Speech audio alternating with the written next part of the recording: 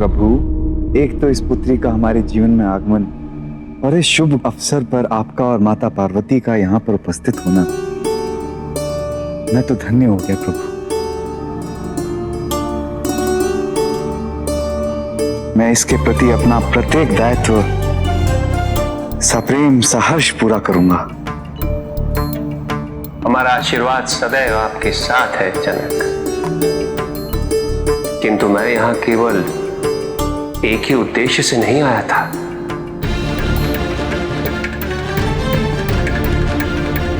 परशुराम,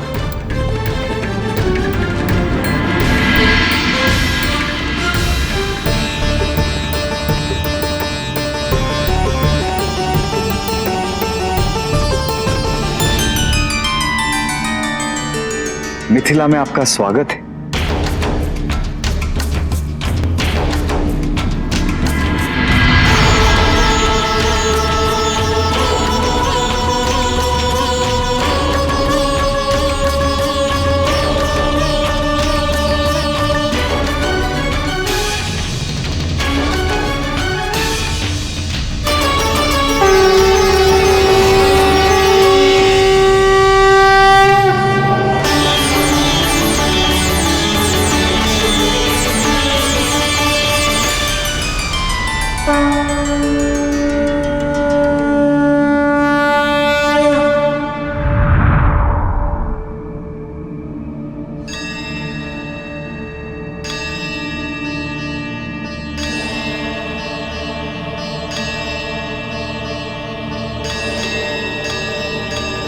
ये धनुष अब मिथिला में ही रहेगा।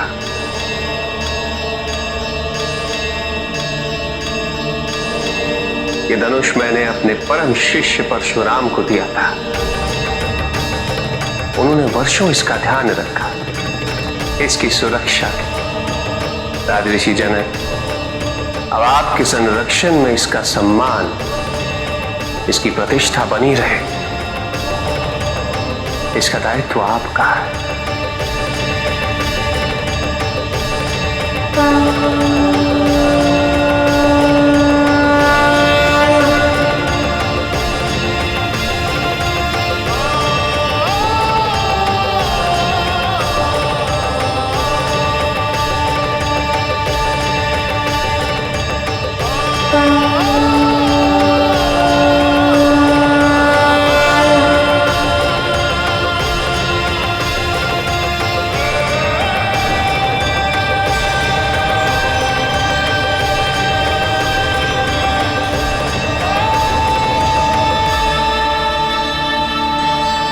प्रभु, आपने मुझे इस दायित्व के योग्य समझा है।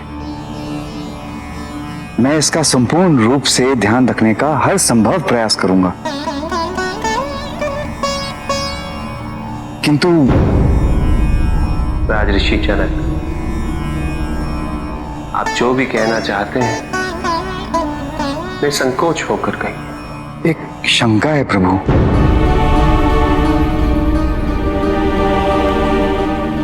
यदि हम इसका ध्यान नहीं रख पाए तो,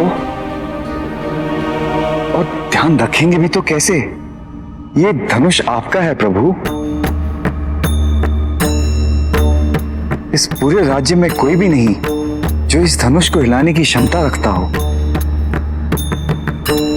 ये क्षमता तो मुझ में भी नहीं है प्रभु।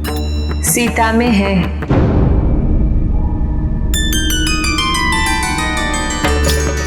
आपके पूरे राज्य में केवल आपकी पुत्री सीता ही एक ऐसी होगी जिसमें इस धनुष को हिलाने की क्षमता होगी।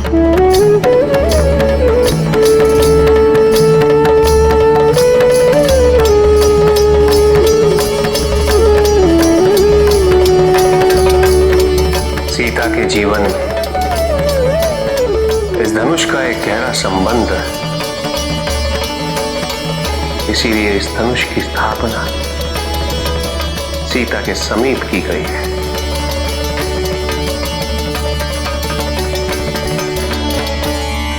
सीता के अतिरिक्त इस धनुष को उठाने की योग्यता रखने वाला एक और है,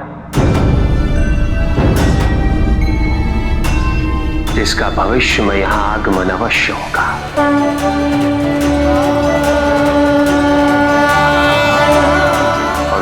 व्यक्ति इस धनुष को उठाएगा।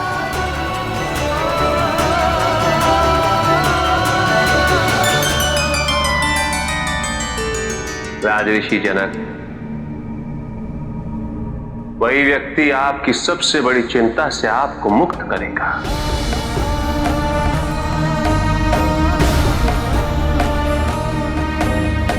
एक पुत्री के पिता होने की चिंता से।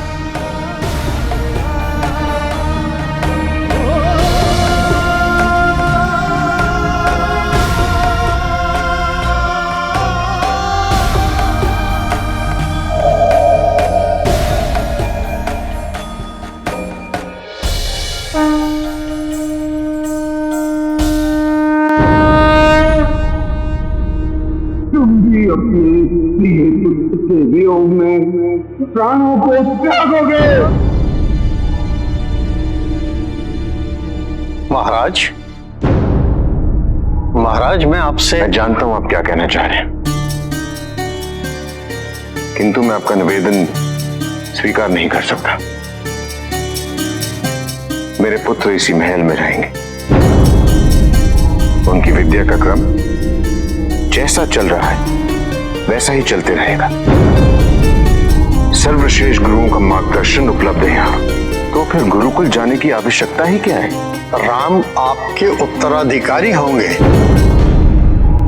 यह सत्य है कि आपने उनकी शिक्षा का राजभवन में समुचित प्रबंध कर दिया, किंतु क्या केवल शिक्षा प्राप्त करने से राम एक कुशल राजा बन पाएंगे?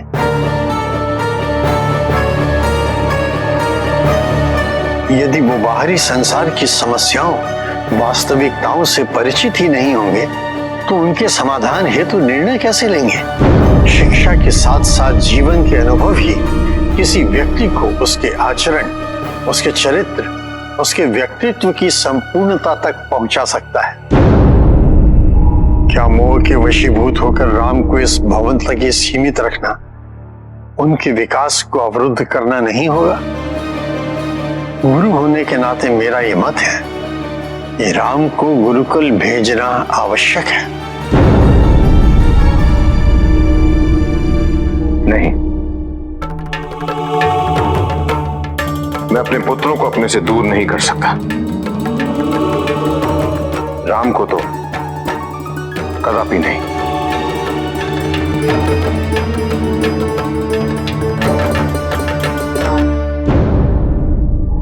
ओम नमः शिवाय। ओम नमः शिवाय। ओम नमः शिवाय।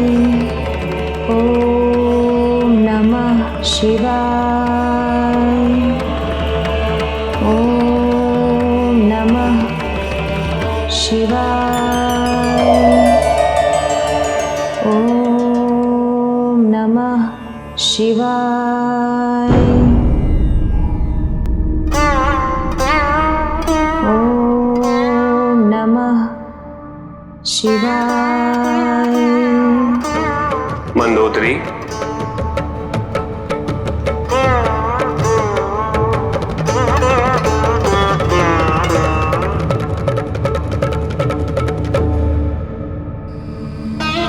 प्रभु,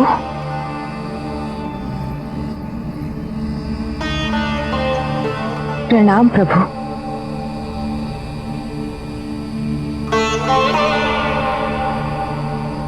रावण ने मेरी भक्ति का पथ त्याग दिया है,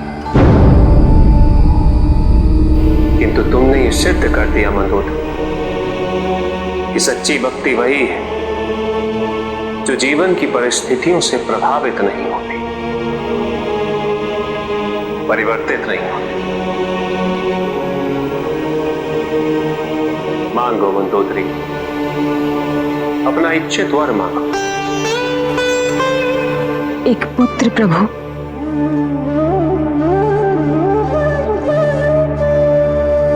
एक पुत्र की प्रबल इच्छा रही है। पुत्र के बिना मेरा मातृत्व अधूरा है प्रभु।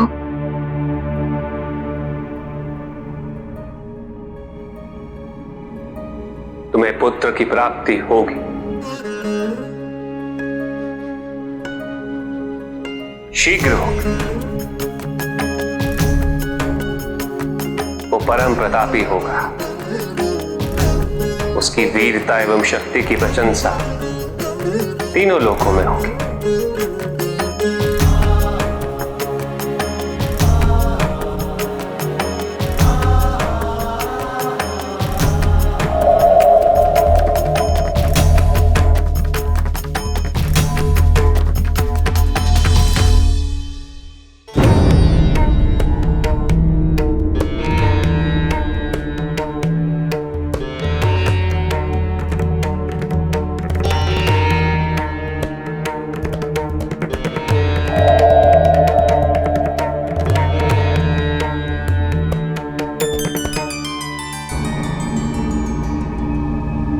नेत्र खोलो अंजनी।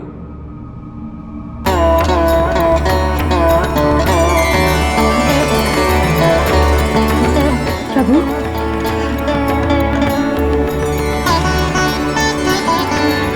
मैं तुम्हारे तप से अत्यंत प्रसन्न हुआ। अपना इच्छित वर मांगो। एक स्त्री के लिए सबसे परम सुख मातृत्व की अनुभूति है प्रभु।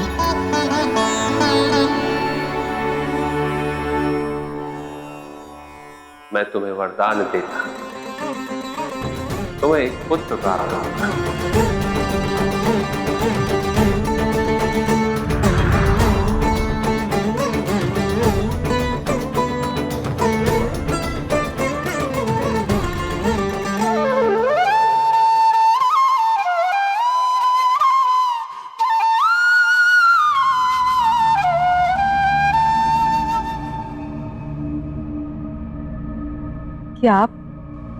क्या आप हमारे पुत्र की रक्षा करेंगे प्रभु?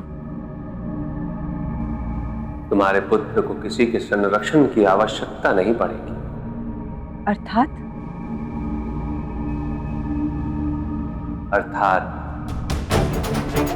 वो मेरा ही अंश होगा।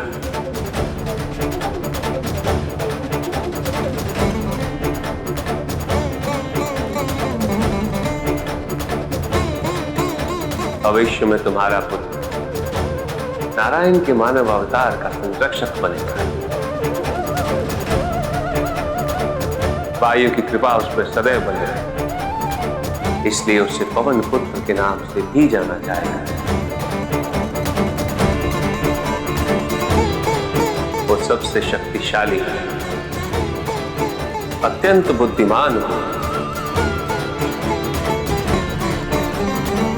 अपनी इंद्रियों पर उसका पूर्ण नियंत्रण रहेगा।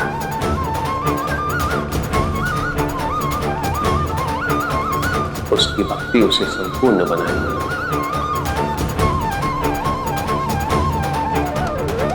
तुम्हारा पुत्र नारायण का सबसे महान भक्त कहलाएगा।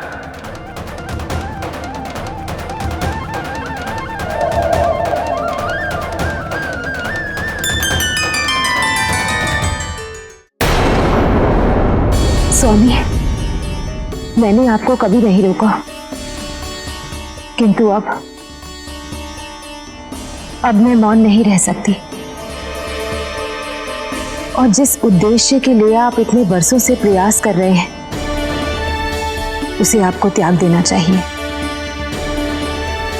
ये उचित नहीं है। स्वामी, आप पिता बनने वाले हैं। इस समय आपको अपने परिवार को प्राथमिकता देनी चाहिए। मंदोदरी, मेरे परिवार का कल्याण तभी संभव है जब मैं एवं मेरा राज्य दोनों सुरक्षित हों। और केवल मैं और मेरी संतान ही क्यों, अभी तो मेरे राज्य में जन्मा प्रत्येक शिशु किसी भी बाहरी भय से मुक्त होना चाहिए। अपने इस उद्देश्य हेतु मैं सभी ग्रहों नक्षत्रों को अपने अधीन करना चाहता हूं। मेरी इस चुनौती के उत्तर में अधिकांश ग्रहों ने आत्मसमर्पण कर दिया है। परंतु कुछ ग्रह मुझसे युद्ध करना चाहते हैं, परंतु यहां लंका आकर मुझे चुनौती देने का साहस नहीं रखते। कोई बात नहीं, मैं स्वयं उनके पास जाकर उन्हें पराजित करूंगा, बंदी बनाऊंगा, यहां लंका लेकर आऊंगा। तत्पश्चात मैं भविष्य को नियंत्रित करूंगा। अपना एवं अपने कुल का भविष्य मैं स्वयं निर्धारित करूंगा मंदोदरी।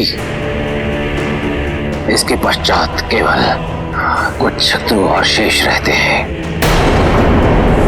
निवट कवच एवं काल के। उन्हें परास्त करने के उपरांत मैं समस्त संसार को यह संदेश पहुंचा दूंगा कि रावण से अधिक शक्तिशाली कोई नहीं, लंका से अधिक शक्तिशाली राज्य कोई नहीं।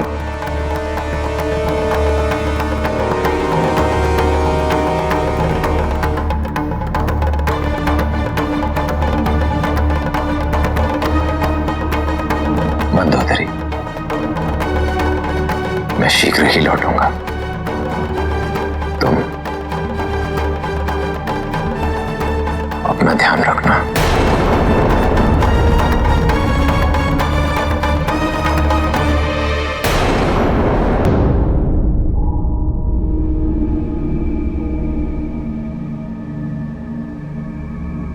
स्वामी, ये कैसी लीला है नारायण की। वो और देवी लक्ष्मी दोनों मानव रूप में अवतरित हो चुके हैं। अब हमें प्रतीक्षा है उस क्षण की जब उनका मिलन होगा।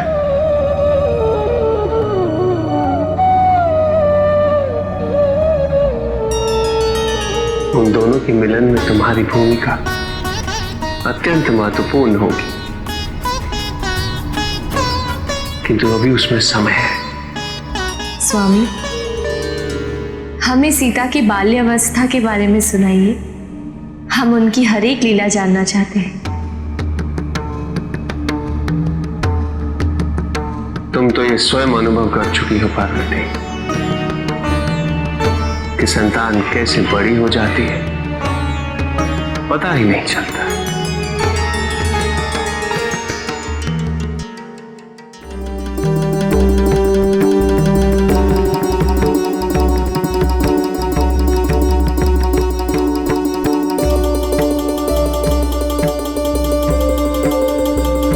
सीता भी उसी प्रकार बड़ी हो रही है।